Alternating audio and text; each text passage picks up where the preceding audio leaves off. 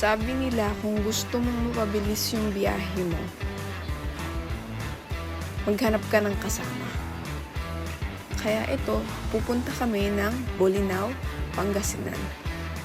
So, pupunta tayo sa Patar. At ayan, syempre, nagsama ko ng family ko. Hindi kasi masaya yung biyahe pag wala yung pamilya ko. Okay lang naman sa akin na i-enjoy ko naman yung travel mag-isa or pag dalawa lang, kasama yung friends. Pero mas masaya talaga ako pag kasama yung pamilya ko. Ayan, pamilya ko na din pala tong mga to. Kasi lagi silang nasa bahay. At syempre, gusto rin talaga nilang sumama. So, ayan sila.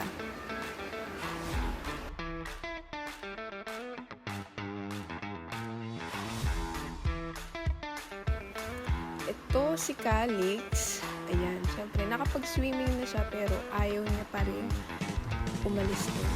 Pero kasi kakain niya. Nagluto kasi ako niya. And then, ito si Kim.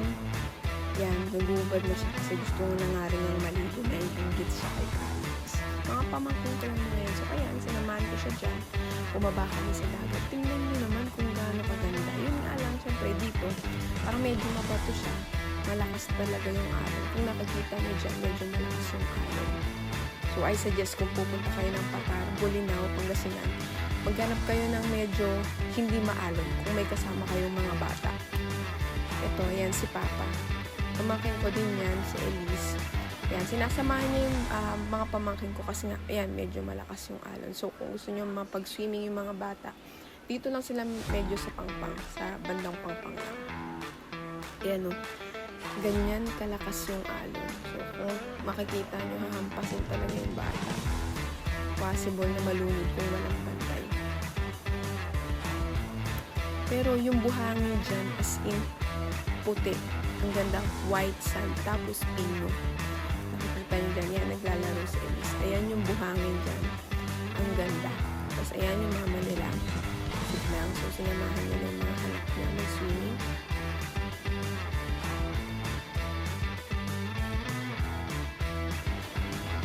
Ayan, ito naman si Lip. Kapatid ko din yan, sumunod siya kay Klang. Yan, yung kaninang nasa video. Tapos ito naman, mga badiwi. Yan, lagi na yun nandito sa bahay. So, parang ampon-ampon na yung tawag sa kanila. Yan, ang ganda, diba?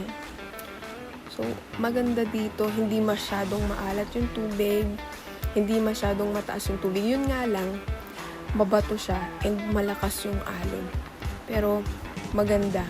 So, kung i-rate ko to sa lahat ng beach na napuntahan namin, siguro 7/10. Kasi stand out pa rin talaga yung Boracay. Yan, si Kim, nagpipicture-picture lang siya. Hindi siya mahilig mag-swimming kasi yan. Ito yung lolo nila kasi, pero siya rin yung driver namin. Sama namin siya. Ayan. Tapos, ayan. Sawa yan ni Klang, si Paulo. Yan, pinapakilala ko sa inyo yung mga pamilya namin sa bahay. Kasi, kung I suggest kung magsiswimming kayo, isama nyo na yung family nyo. Kasi, iba sa pakiramdam. Yan, yung mga bata, naglalaro-laro na lang sila sa buhangin. Kasi sinabihan namin sila na huwag masyadong lumayo. Ayan, si Klang, nag-video-video na siya dito for, of course, for vlog purposes. Yan, pang video-video na meron kami. Yan, nagganyan-ganyan din sila para may moment sila kunyari ng pamilya niya. Yan. At ito naman si Papa. Yan. Ayaw niya sumama kasi lagi na daw siya nagsiswimming doon sa probinsya namin. Probinsya kasi siya taga-Samar. Ayun. Ayan. Siyempre, mga lalaki, bibili yan ng alak. Ayan, bumili na nga sila ng alak. So, ito si Kim, naasal lang namin siya kasi meron kaming ice crumble. Yan, tapos inaasal lang siya ng mama niya. Ayan. Ito si Cassie, ate nila yan. Ayan. Cute. Mahilig kasi siya kumain. Ayan, kaya pinapakanta muna namin bago namin siya bigyan ng ice crumble.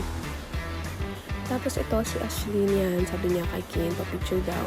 Tapos si Ken, ginugulo niya. Siyempre, nagagalit si Ken, kumakain kasi. Ayan, si Calix. Wow, naka-shades pa.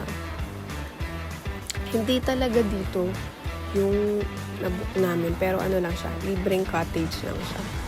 So, yung nabook namin kanina, pinakita ko naman sa inyo, may aircon, kasama na yun lahat. 2 kwarto, tas may mga beddings, may double deck na size double, tapos may isang queen size na bed. So, malaki na din siya. Tapos, 5K lang. Yan, pauwi na kami niyan, dumaan kami sa NLEX para mag-Jollibee. Kasi nga, yung kanin namin hilaw. Ayan, kakain na lang kami sa Jollibee. Ito kaming lahat. Yun. Thank you so much for watching.